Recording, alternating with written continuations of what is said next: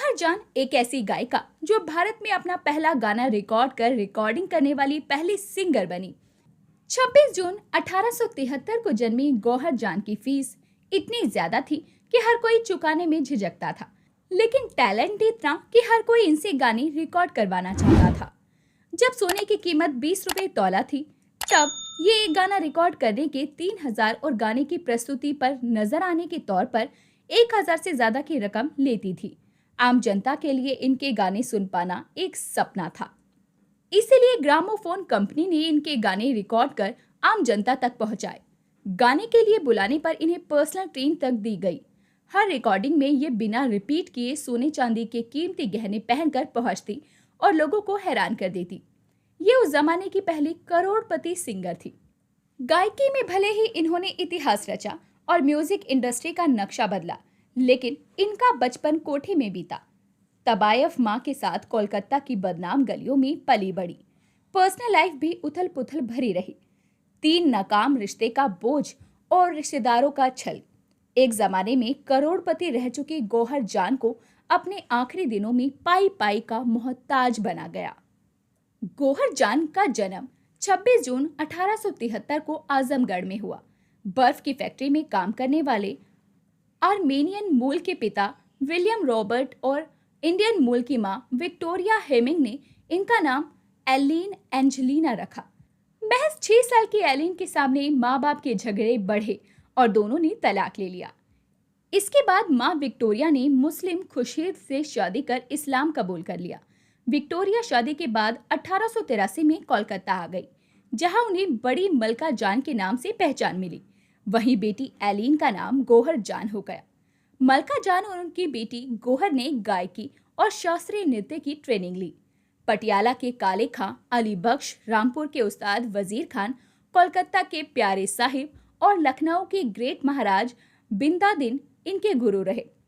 3 साल में ही मलका जान ने 24 चितपोर रोड में 40,000 रुपए में एक बिल्डिंग खरीद ली, जहां वो अपनी महफिल सजाया करती थी। माँ के साथ कोठे में रहते हुए गौहर जान का महज 13 साल की उम्र में यौन शोषण हुआ।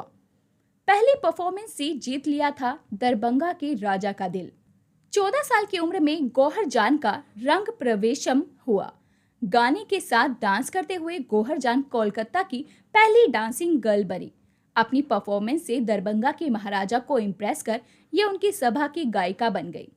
ये ख्याल, ध्रुपद और ठुमरी में ऐसी माहिर थी कि इन्हें उस जमाने की सबसे महान ख्याल सिंगर कहा जाने लगा।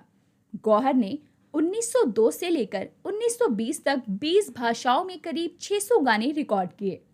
इन पर सोना चांदी लुटाते थे राजा महाराजा। महफिल में इनके गाने सुनने वाले राजा महाराजा अपने कीमती जेवर नजराने में दे दिया करते थे। ये इतनी स्वाभिमानी थी कि उस जमाने में कभी इन्होंने 1000 से कम नजराना नहीं लिया। नतीजन ये अपने जमाने की सबसे मशहूर और रईस गायिका थी। आम जनता नहीं सुन सकती थी इनके गाने। गौहर जान का रुतबा ऐसा था कि वो सिर्फ राजाओं की महफिल में गाया करती थी, जहां राजघराने के लोग ही शामिल हुआ करते थे। आम जनता के लिए उनका गाना सुनना एक सपना था, क्योंकि ना उन्हें राजाओं की महफिल में शामिल होने की इजाजत थी और ना ही उनकी गौहर को 1000 रुपए नजराना देने की हैसियत थी। 2 कमरों के अस्थायी स्टूडियो में हुई थी भारत की पहली रिकॉर्डिंग। ग्रामोफोन कंपनी उस समय भारत में बिजनेस बढ़ाना चाहती थी। कंपनी ने पाया कि गौहर जान के गाने सुनने के लिए भीड़ उमड़ती है, लेकिन वो आम जनता के लिए नहीं थे। इसे ग्रामोफोन कंपनी ने अवसर में बदला और गौहर जान के गाने रिकॉर्ड करने की रिक्वेस्ट की। गौहर जान ने एक गाने के लिए 3000 रुपए फीस की डिमांड की। कैसी थी भारत में हुई पहली रिकॉर्डिंग? ग्रामोफोन कंपनी ने कोलकाता के एक होटल में 2 कमरों में एक अस्थायी रिकॉर्डिंग स्टूडियो तैयार किया, जहां गौहर जान अपने साथी गायकों के साथ पहुंची। गौहर बेशकीमती सोने के जेवरों से लदी हुई पहुंची। उनके गहरे रंग की साड़ी के बॉर्डर सोने की असली एम्ब्रॉयडरी से बने थे।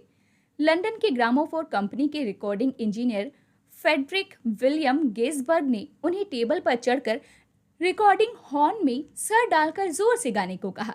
उनकी आवाज के जोर से दूसरी ओर बनी सुई घूमती और मास्टर शेलेक डिस्क पर खांचे काटते। 3 मिनट की रिकॉर्डिंग खत्म होने से पहले गौहर जान जोर से चिल्लाई, माई नेम इज गौहर जान। बाद में ये इनकी सिग्नेचर लाइन बन गई। दरअसल चिल्लाने के पीछे कारण ये था कि जर्मनी में प्लेट तैयार करते हुए इंजीनियर नाम सुनकर ही प्लेट में लेबल लगाते थे। कहा जाता है कि शास्त्रीय संगीत को कट शॉर्ट कर 3-4 मिनट का बनाने में गौहर जान का ही हाथ था। जर्मनी में रिकॉर्डिंग की प्लेट तैयार की गई, जो 1903 में भारतीय मार्केट में उतरी। गानों की डिमांड बढ़ती गई और बाद में गौहर के गाने लगातार रिकॉर्ड किए जाने लगे। ब्रिटिश सरकार ने दी थी फीस कम करने की वार्निंग। गौहर जान की फीस उस जमाने में इतनी ज्यादा थी कि सरकार ने भी इन्हें फीस कम करने का नोटिस भेजा था। इसके बावजूद गौहर ने हमेशा अपनी शर्तों पर काम किया। 600 रिकॉर्डिंग में कभी भी रिपीट नहीं किए गहने। ग्रामोफोन कंपनी के रिकॉर्डिंग इंजीनियर रहे मिस्टर F.W. गैसबर्थ ने हमेशा नोटिस किया कि गौहर बाई रिकॉर्डिंग में कपड़े और सोने के जेवर कभी रिपीट नहीं करती थी। गौहर को लग्जरी गाड़ियों और शाही बग्गियों का भी शौक था। हॉर्स रेसिंग का तो ऐसा शौक था कि वो हर साल रेसिंग सीजन में कोलकाता से मुंबई आया करती थी। उनकी महफिल में बैठने का नजराना ही 1000 से 3000 के बीच हुआ करता था। कुछ रिपोर्ट्स के मुताबिक वो करोड़पति थी। उस जमाने में सिर्फ शाही परिवार ही करोड़पति हुआ करते थे। पर्सनल ट्रेन से जाती थी परफॉर्मेंस देने। गौहर को दतिया में परफॉर्मेंस देने जाना था। उस समय जब लिमिटेड ट्रेन हुआ करती थी, तब गौहर जान ने अपने साथी सिंगर धोबी, कुक, हकीम को ले जाने के लिए पर्सनल ट्रेन की डिमांड की थी, जो पूरी भी की गई। जिस जमाने में 100 रुपए भी बड़ी रकम थी, तब गौहर जान ने अपनी बिल्लियों के बच्चों को साथ ले जाने के लिए 20,000 रुपए की शाही बग्गी खरीदी थी।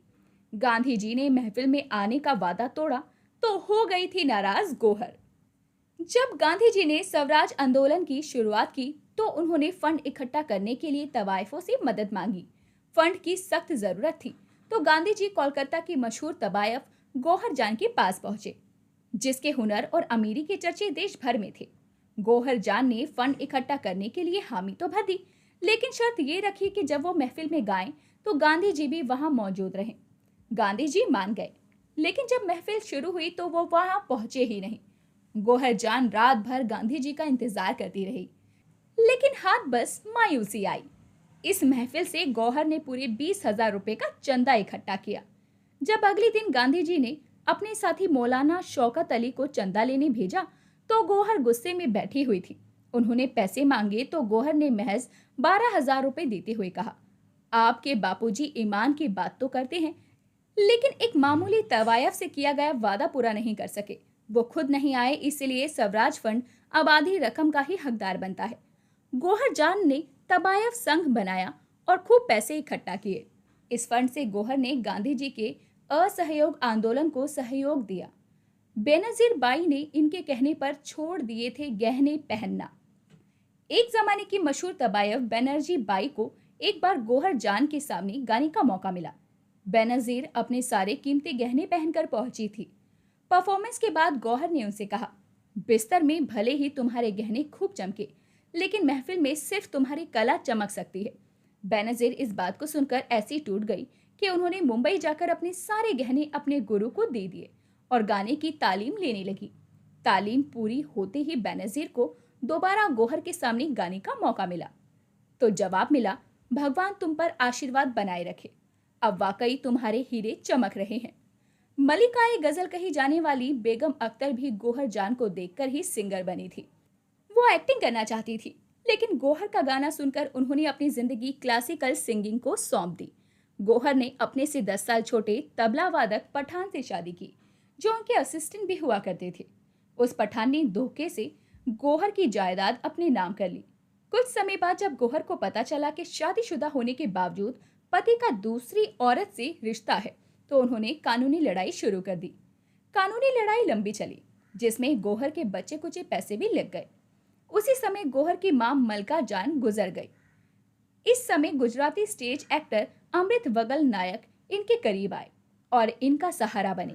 दोनों का रिश्ता करीब 3-4 साल तक चला, लेकिन अचानक ही अमृत की मौत ने गौहर को और तोड़ दिया। गौहर जान का नाम सबसे पहले जमींदार निमाई सेन से जुड़ा, लेकिन दोनों का रिश्ता चंद महीनों में ही टूट गया।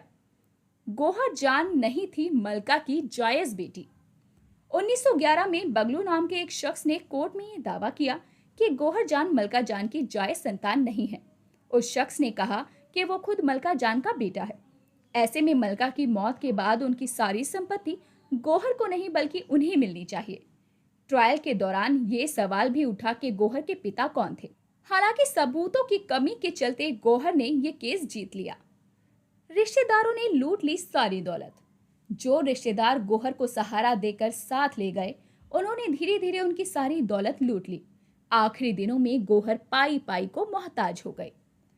रिश्तेदारों से परेशान होकर गौहर जान रामपुर की सभा में सिंगर बन गई। यहाँ भी कुछ दिन रहने के बाद गौहर मुंबई चले गई। अगस्त 1928 को गौहर मैसूर के राजा कृष्ण राजा वदियर पांच के कहने पर मैसूर कोर्ट की गायिका बनी। 7 जनवरी 1930 को गौहर ने बीमारी से लड़ते हुए दम तोड़ दिया। हमेशा चाहने वालों की भीड़ से घिरी रहने वाली गौहर जान ने जब एक बीमारी के दौरान बुखार बढ़ जाने के कारण अस्पताल में दम तोड़ा, तो उनकी खबर लेने वाला वहां कोई नहीं था। उन्हें कहां और किसने दफनाया, इस बात की भी जानकारी कहीं नहीं मिलती है। दोस्तों, आपको ये सारी बातें जानकर कैसा लगा, हमें कमेंट करके जरूर बताएं और ऐसे ही अपडेट्स के लिए हमारे चैनल को सब्सक्राइब करना ना भूलें।